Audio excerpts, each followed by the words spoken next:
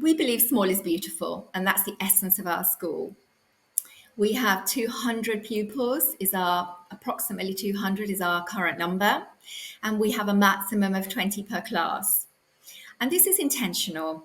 We do this so that we can really personalize the learning. We know that in a class of 20, with a teaching assistant, so we would have, for a lot of the primary school, a teaching assistant in the classroom all day. We know that we can get to know your child intimately, understand their starting point in all the different disciplines in the curriculum, and personalize that teaching so that the lesson is planned specifically for your child. In terms of welfare too, small is beautiful. We have a very tight, comprehensive mentoring program so that every pupil, particularly in the secondary school where they can slightly drift away from adults, they have a lovely mentor relationship with an adult that they speak to every 2 weeks. So the relationships and the bonds are extremely strong, and that's largely due to the small school. We believe that a child and a young adult from all ages, from the very earliest years, from when they're 3 all the way to 16 and beyond, learn best when they are involved in their learning, highly involved. And that means experiential learning, it means sensory learning for as long as possible, certainly until they're 12, when a child, a young adult, can start to think more conceptually. But before that, experiential, sensory, real world learning is crucial to us for the learning to be memorable and for the learning to be exciting and inspiring, and for the child to have ownership and direction in their own learning. This means that from the earliest years, so from the early years, we have a vegetable plot where the child would go tend the tomatoes, the lettuces, the flowers, and they will have that high quality dialogue. It's not just mechanical learning, but the adult always next to them asking, what is it? Is it an insect? How do you know it's an insect? What's happening to the tomato? Why are the leaves falling off? What does it need? That kind of high quality dialogue is really, really the way that the child starts to understand and form their own learning. So active learning combined with this questioning, we do that in the forest school from the earliest years too. We're very fortunate to have beautiful patch of forest, the part of the Garraf Natural Park outside. So we would go out with our pupils and our little children too, all ages. We have a forest school trained teacher, it's a specialist teacher, and they will be using the environment actively, using all of their senses with challenges.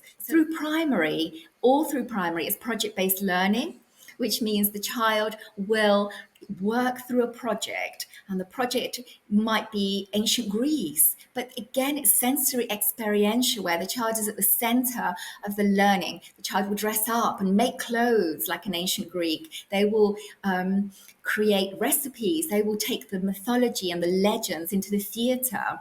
They will write stories, with around that mythology. They will create the temples in the art lessons. They will create the geography, the relief maps. They will look at the battles of ancient Greece and how a boy lived in Sparta, how a girl lived in Athens, all of that. So it means that the child is really at the center of that experience. It's very in-depth learning. This project-based learning is high expectational. All the way up into secondary, the pupil, the young adult, is still an active learner. So in mathematics, for example, we have an engineering week every so often where the mathematics, it comes to life, it comes off the page. It's that most abstract concept in many ways, mathematics. But we ensure that they have an engineering week where they will design and create, using their mathematical understanding, a prosthetic arm or a drone or a solar panel. In science, of course, it's extremely active every week, experimenting in the laboratory. In English, they will be reading, not only reading Shakespeare, but taking it into the theatre and doing a whole-scale production in the secondary school. Every year, each class will do their own production. So active learning for us is the way to really embed learning for it to be exciting and memorable.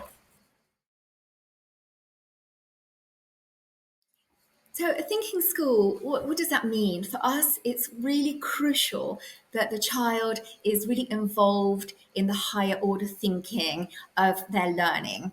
In every lesson, there is a higher thinking component. So, our aim is for the pupil to think for themselves creatively, to solve problems in all sorts of situations rather than pass examinations. Paradoxically, of course, is the child is a great thinker and the young adult is a great thinker and is really involved in their learning.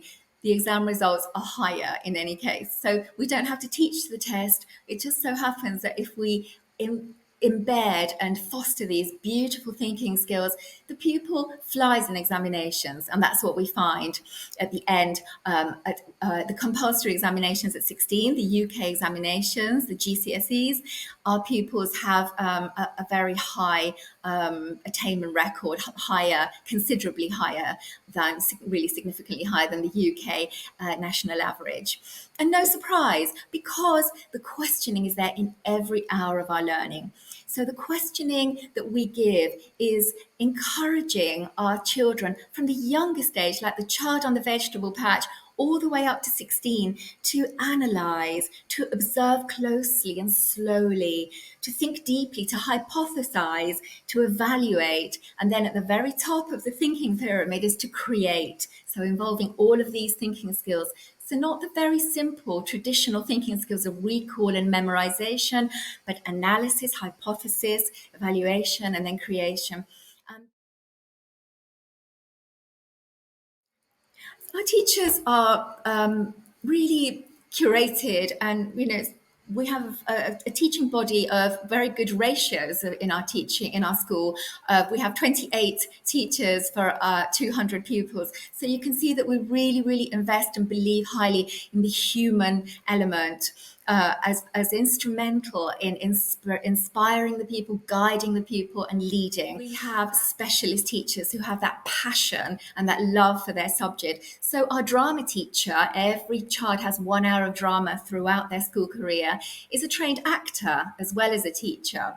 Our music teacher is a trained classical singer as well as a trained teacher.